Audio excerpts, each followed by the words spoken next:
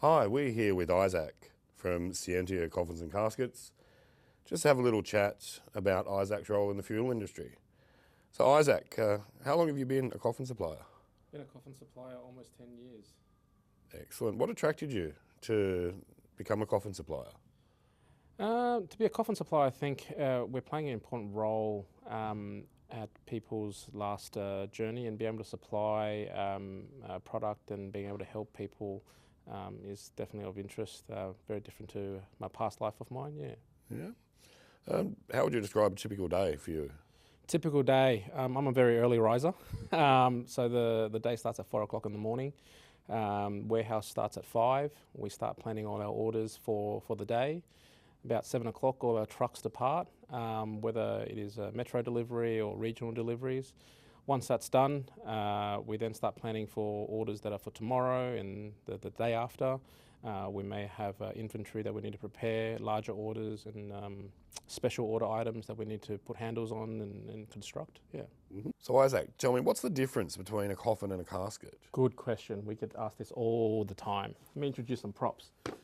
So we've got two products here. So the best way to visualize a coffin and a casket is a coffin is body shaped, so wider at the shoulders, narrower at the foot end, and narrower at the head end. In terms of a casket, they're always rectangular in shape. We have two types of caskets.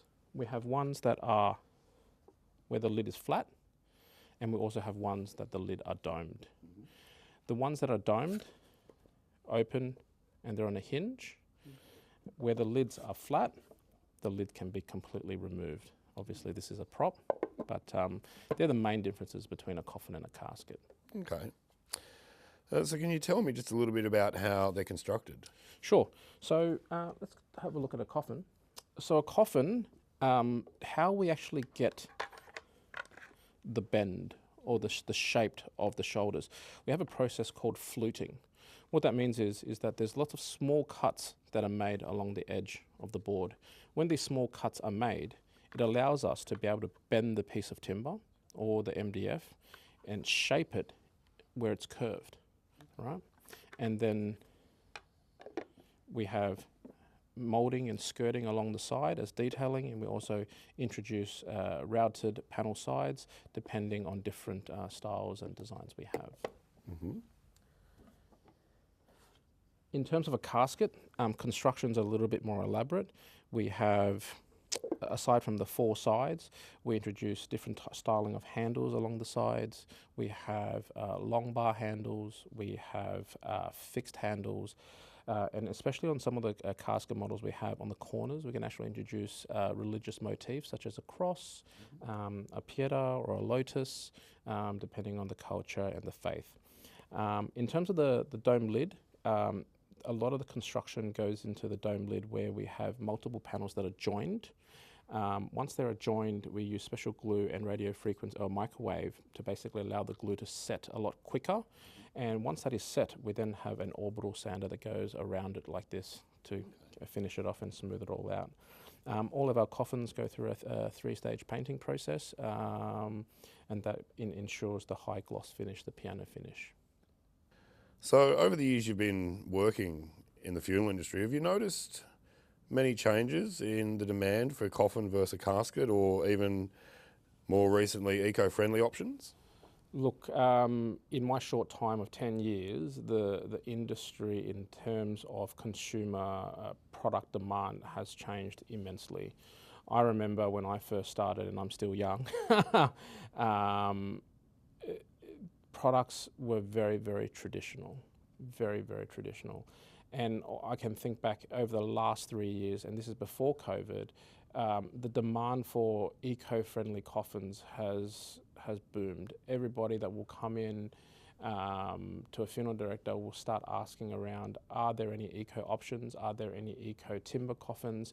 And you can go to the nth degree around eco options to the point where I don't want any metal to be used, which we have. We have ones that are constructed that are purely based on glue and dowels. We've got waterproof lining that is made from calico, that is made from beeswax. So It's an area where we're exploring every day, and there's new products that are coming onto the market from a manufacturing point of view that allows us to create products that are very near traditional products, but eco-friendly and sustainable. Yeah. So what would you find is the most rewarding part of working in the funeral industry? The most rewarding part is being able to be on the forefront in designing products that are part of people's last journey. It's personally rewarding, personally challenging, and yeah, that gives me great reward every day to be able to do things like that. Excellent. So now just stepping away from coffins and caskets a little bit, how do you spend your quiet time? What do you do to relax? My quiet time would be on a tinny out on the river where I can only hear birds chirping, fishing away, and having some quiet time. Yeah, definitely. Okay. And finally, if you weren't supplying coffins, what do you think you'd be doing right now? If I won't be supplying coffins now, I would be a skipper for a vessel. Yeah, driving around Australia, seeing the beautiful country. Yeah, that would definitely be of another rewarding role that I reckon, because there's a lot of the parts that I haven't seen. Yeah. Excellent. Well, Isaac, thank you so much for your time this morning. So ladies and gentlemen, we hope you enjoyed just a little bit of an insight into coffins and caskets. Again, Isaac and Thank you, Peter. Scientia, thank you so much.